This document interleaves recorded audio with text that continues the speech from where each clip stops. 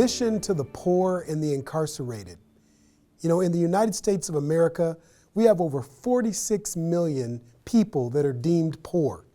We also, when it comes to incarceration, lead the world when it comes to people in prison and in county jails across our country.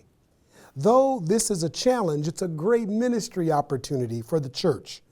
We must continue to think about missions and the church among the poor and the incarcerated. You know, the Bible is full of stories of God having a word for the poor and also sending prophets, church planters, even his only begotten son being amongst the incarcerated and the poor. What missions to the poor must look like ultimately is empowerment. We must have the eyes of God to look at the poor and look at the incarcerated the same way Jesus did, the same way the words of the prophets of scriptures ring on their behalf. The poor, the incarcerated ought to have just as much access and opportunity to participate in the Great Commission as anyone else. We see in Scripture Jesus speaking on behalf of the poor. We see Jesus being born into poverty and on the cross, one that is experiencing the death penalty. Jesus says to a thief, "Today you will be with me in paradise." So in our missions today, in our thinking about the church, what does it mean to empower the poor? What does it mean to empower the incarcerated? It begins with new vision. Not just having ministry of compassion to the poor, which is great. I mean, there are ministries around the country that provide food, that provide clothing, that are outreach ministries, that provide shelter to the poor. There are ministries that go into prisons that partner with ministries such as Prison Fellowship or Awana, or with other chaplains that are in corrections. They partner to go in to put on worship experiences. But the next level missionally is to actually have discipleship training and leadership development so that the poor and the incarcerated are participating in the Great Commission.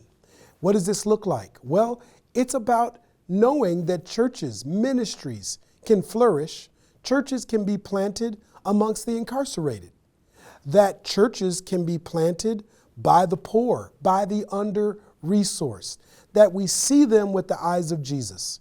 Christ had the amazing ability to look at the rebellious, to look at the under-resourced, to look at the oppressed, the marginalized, the incarcerated, and call them to follow him, to call them as disciples, to call them as kingdom citizens. That's what missions amongst the poor and the incarcerated should look like today. Yes, it should include evangelism, ministries of compassion, but it should also be about deep discipleship, making disciples that make disciples.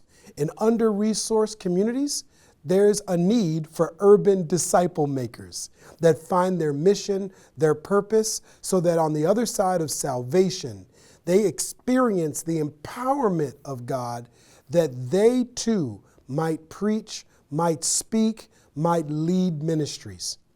There's an opportunity amongst the incarcerated to see them not just as the objects of our worship experiences or of our heart for them, but to see that they are made in the image of God, gifted, talented, and called out.